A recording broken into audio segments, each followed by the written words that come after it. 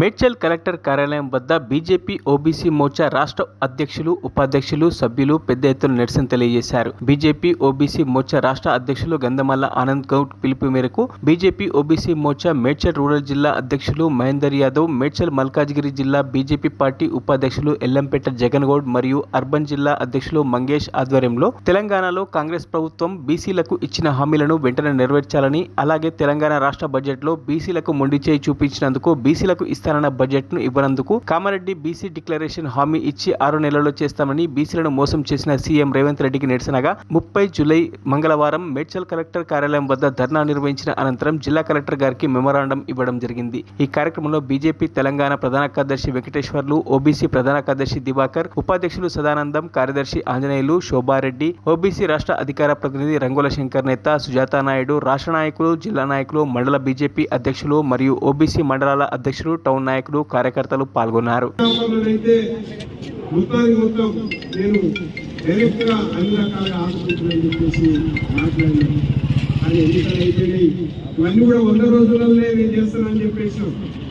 Kamareddy declaration నువ్వు మీ పెద్ద నాయకుల ముందు అడిగి చేసినావా, అడగకుండా చేసినావా, ఈ మేనిఫెస్టోలో ఎందుకు పెట్టామని చెప్పేసి ప్రశ్నిస్తా ఉన్నావు. నువ్వు కనుక మేనిఫెస్టోలో పెట్టినటువంటి అంశాన్ని కనుక పరిశీలించకపోతే తెలంగాణ వ్యాప్తంగా భారతీయ జనతా పార్టీ బీసీలకు సంబంధించినటువంటి అందరినీ కలిపి ఉద్యమాన్ని నిర్మాణం చేసుకోమని చెప్తాను.